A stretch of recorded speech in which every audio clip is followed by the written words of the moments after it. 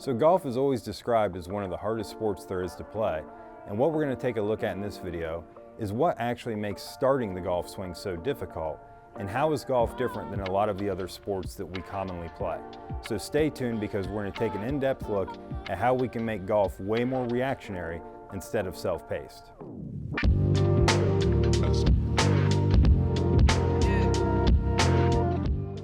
So one of the things that makes golf so difficult is that we have to start the motion. And it's just like looking over the ledge at a very big drop off into a body of water. And while we know we'll survive the fall, making that first move and jumping over the ledge is very, very difficult. So how can we alleviate some of that tension and pressure in that situation? Well, it'd be very easy. I could go a few steps back, take a running start, and before I can kind of hit the brakes, I'm already in free fall and I'm along for the ride. And that's what you see a lot of people do that do cliff jumping. But what can we do in golf to make it more reactionary instead of being self-paced? Because as we said, the self-paced part of it, the standing over the ball and coming to a complete stop, that's going to be very, very difficult to start from and maintain our rhythm and cadence. So what we're going to take a look at is some strategies in making this more reactionary instead of self-paced. So when I used to play a little bit of golf back in the day, they used to talk about the human rain delay. And we all know this person because they take literally about an hour to hit every single golf shot. And when they get over the ball, they kind of do something and they kind of get all settled, and then everything just comes to this grinding halt. And they just stand here and they stand here, and before long, they finally make a swing. But they do this repetitively all day long, and they really, really struggle to make a golf swing that seems like the speed at which they're swinging would match their personality. And that's really what a golf swing is a personality, or a reflection of our personality. So when I talk about that, if you think about some music that you commonly listen to that you like, there's generally a theme to it, which is why music is generally sorted into genres. And generally people like the same kind of music from the same kind of genre. And that typically matches their personality a little bit. So I've been described as being a little high strung, which I would definitely agree with, and I definitely like the faster music. So if you put on some speed metal, I'm gonna be all for it. However, there's a lot of people who, if they got in the car with me, wouldn't be able to stand that and would prefer something much slower, maybe in the country genre, which I personally can't stand. So we gotta understand that just like we pick music, we gotta pick a speed that kind of matches our golf swing. And we've gotta make it reactionary so we can get that speed to happen. So what we're talking about is creating a trigger for the motion. And I know a lot of people have heard about a trigger before, but we're actually going to define that here in a minute. But when we're talking about a trigger, we know that we want to start the golf swing by getting the golf club to move back. But what we see from a lot of players is that they move left before they move to the right. So there's actually some things happening in terms of movement prior to the golf club moving back. So I think that this is something that we need to look at and explore and understand what makes a good trigger versus what doesn't. If we think of people who have a distinguishable trigger, I think the first person that comes to mind is probably Kyle Berkshire. And if you're unfamiliar with Kyle, he does a lot of the long drive, has had a ton of success, has the long hair, but has a very distinctive rock to his action, to where he really gets the body rocking and then makes his swing.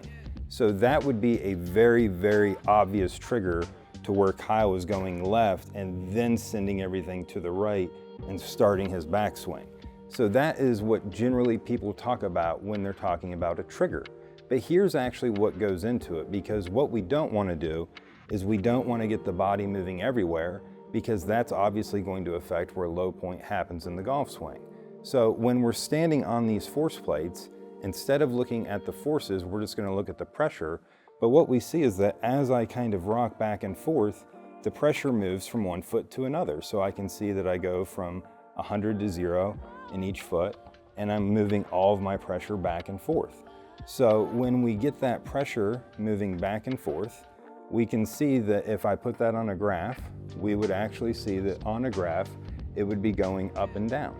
So what we want to think about here is we're creating these waves within the graph that we would be looking at when it comes to pressure.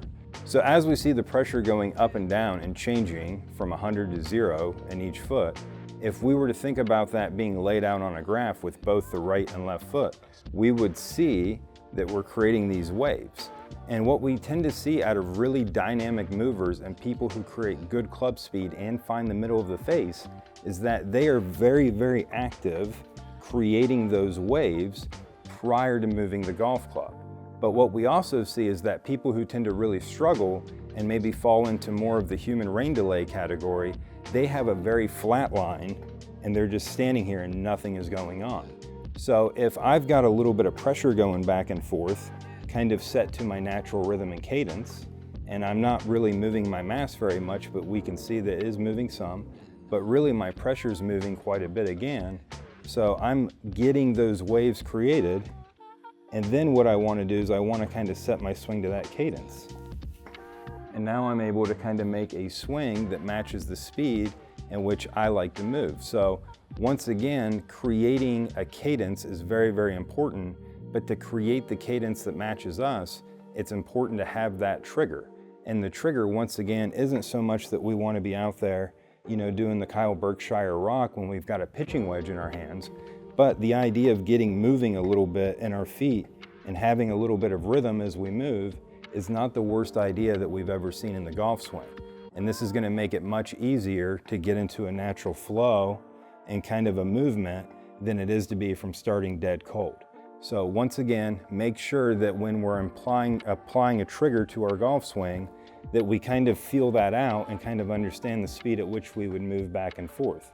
Because not only are we going to have to move to the right, but keep in mind, we've got to get that pressure back to the left as well. So we want to make sure that we feel like we can get a golf swing done in that amount of time without feeling rushed or delayed with the arms, hands, and club coming into the ball.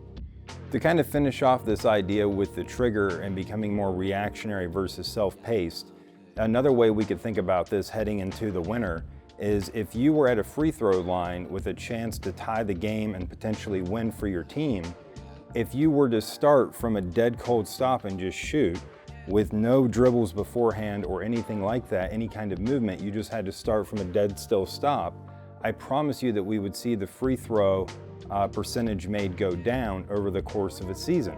Because as all these players do, they do the same thing in the same routine and try to create the same timing and rhythm to that process every time they do it. Because they can practice that routine and get into that rhythm, and that's a much easier place to operate from as an athlete than it is to be starting from a dead cold stop and having to manufacture the start to the motion. So we hope you found this helpful. If you have any questions or comments at all, please leave them below in the comment section. We'll be sure to get back to them. If you have any interest in learning more about us or what we do, you can find more information on our website at measuredgolf.com. So thanks so much for watching this video, and until next time, keep grinding.